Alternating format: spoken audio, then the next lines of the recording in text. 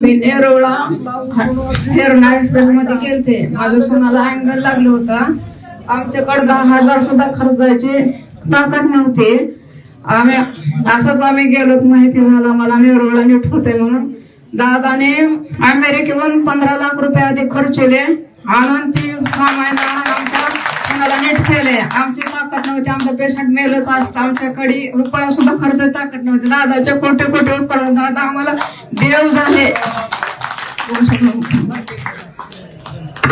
मी तेरणाला 1.5 महिना होतो, माझं ऑपरेशन झालं. तरी सगळं व्यवस्थित सगळं झालं आणि मी परत मला गावाकडून सोडलं. त्यांनी माझी सगळी व्यवस्था केली. तिथं काही सुद्धा कमी नव्हतं. दादाच्या दवाखान्यात सगळी व्यवस्था आहे. दादा आपले इथून 7 पेशंट गेलेले आहेत नेरुळला. माझी स्वतःची मंडळी गेलेली आहे. आत्मा बनकर गेलेले आहेत, सुभद्रा कोल्हे गेलेले आहेत. त्यांना आपणच रेफरन्स केलं. तिथं 1.5 महिना मी होतो. कुठलीही तक मला ही आली नाही. योग्य सिस्टर येत होत्या, डॉक्टर येत होते, हे करत होते. 3दा-4दा MRI केला. ही हॉस्पिटल दुसऱ्या हॉस्पिटलमध्ये मला 3 लाख रुपये मागितले होते. माझ्याकडे परिस्थिती नव्हती, कारण मी मजूर करून खाणारा माणूस आहे. मग डायरेक्ट मी ईश्वर माळी यांचं हे घेतलं आणि तिथून मुंबईला हल्लो. आणि तिथं फ्री मध्ये झालं माझं, कारण कॅपॅसिटी नव्हती माझी खर्च करण्याची. तिथून ओके होऊन आले पेशंट.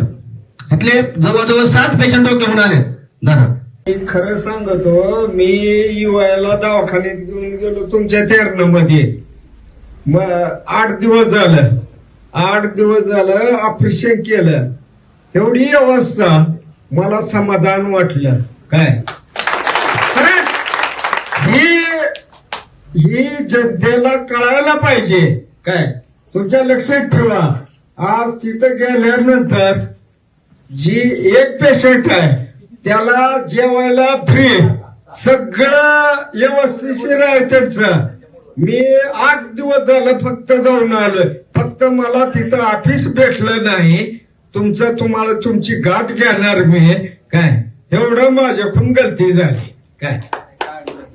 काय नाही, मी व्यवस्थिशीर आलो तिथून. आणि जनतेला एकच सांगणार, सगळ्याला हीच माझं बोलणं आहे. तुमचं कुणी बी आजारी राहू द्या. आता ही माझी बहीण आहे, ही कुणी बी आजारी पडू द्या, तिथं जावा, 10 रुपये लागत नाही. तर एवढं माझी प्रतीक्षा आहे. एवढं करा. काय ही जे आहे का, सगळेजण निबर उभं राहा यांच्या पाठीशी. माझं बी आहे.